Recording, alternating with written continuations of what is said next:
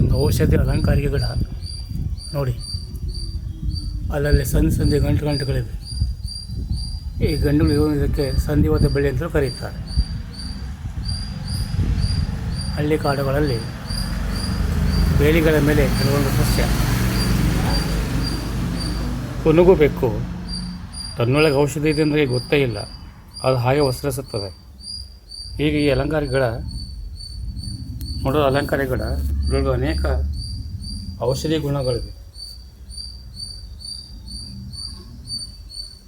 ಸಂಸ್ಕೃತದಲ್ಲಿ ಅಸ್ಥಿ ಸಂಹಾರಕ,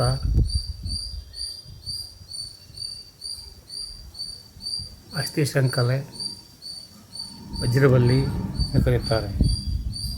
ಮರಾಠಿಯಲ್ಲಿ ನಾದೇನ, ಹಿಂದಿ ಕೊಂಕಣಿಯಲ್ಲಿ ಹಡ್ಜೋರ್, ತೆಲುಗಿನಲ್ಲಿ ನಲ್ಲೆ ಎಂದು ಕರೆಯುತ್ತಾರೆ. 3 ಅಂಗುಲ ಅಗಲವಾಗಿರುವಂತಹ ದೇಂಟಗಳು ಇಲ್ಲಿ ಕಂಡುಬರುತ್ತವೆ ನೋಡಿ. ಇದಕ್ಕೆ ಯಾವುದೇ ಗಿಡಗಳ ಆಶ್ರಯ ಇಲ್ಲ. ನಮ್ಮ ಮನೆಯಲ್ಲಿ ಸಾಕಿರುವಂತಹ ಇದರಲ್ಲಿ ಹೂಗಳಿವೆ. ಪರಾಗಸ್ಪರ್ಶದಿಂದ ಹೂಗಳು ಆಗುತ್ತವೆ. ಚೌಕಾಕಾರವಾಗಿದ್ದನ್ನು ಕ್ವಾಡ್ರಿಲ್ ಹ್ಯಾಂಗರ್ಸ್ ಎಂದು ಕರೆಯುತ್ತಾರೆ. ವೈಟೇಸಿ ಕುಟುಂಬಕ್ಕೆ ಸೇರಿರೋದು. ಕ್ಯಾಕ್ಟಸ್ ಜಾತಿಯ ಬಳ್ಳಿ ಹಚ್ಚ ಹಸಿರಾಗಿರ್ತದೆ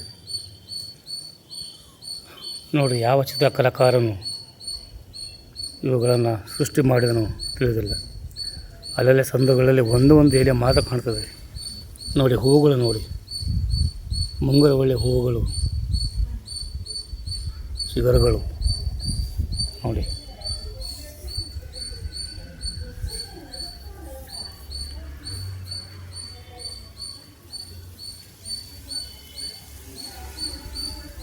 ಮಂಡಿ ಉರಿ, ಕಾಲುರಿ ಇದ್ದಲ್ಲಿ ಇದು ಬಳ್ಳಿಯಿಂದ ಎತ್ಕೊಂಡು ಬಂದು ಅನ್ನದಲ್ಲಿ ಬೇಯಿಸಿ ಖಾಲಿ ಹೊಟ್ಟೆಯಲ್ಲಿ ತಿಂದರೆ ಗುಣವಾಗುತ್ತದೆ ಎಂದು ಜನಪದ ವೈದ್ಯರ ಮಾತು. ತಂದು ಚೆನ್ನಾಗಿ ಸ್ವಚ್ಛಗೊಳಿಸಿ ಚಟ್ನಿ ಆಕಾರ ಮಾಡಿದರೆ ಆಹಾರದಂತೆ ಬಳಸಬಹುದು. ಮಂಡಿ ನೋವು ಕಣ್ಮರೆಯಾಗುತ್ತದೆ. ಶರೀರದ ಒಳಗಡೆ ಯಾವುದಾದ್ರೂ ದೌರ್ಬಲ್ಯಗಳಿದ್ದಲ್ಲಿ ಚಟ್ನಿ ತಿಂದಲ್ಲಿ ಅವಕ್ಕವೇ ಸರಿ ಹೋಗುತ್ತದೆ ಎಂದು ಹೇಳಬಹುದುಂಟು ನೋಡಿ. ಸುಂದರವಾಗಿದೆ ನೋಡಿ. ಇದರ ಹೂವರಳಿ ಬೀಜಗಳು ಆಗಿವೆ.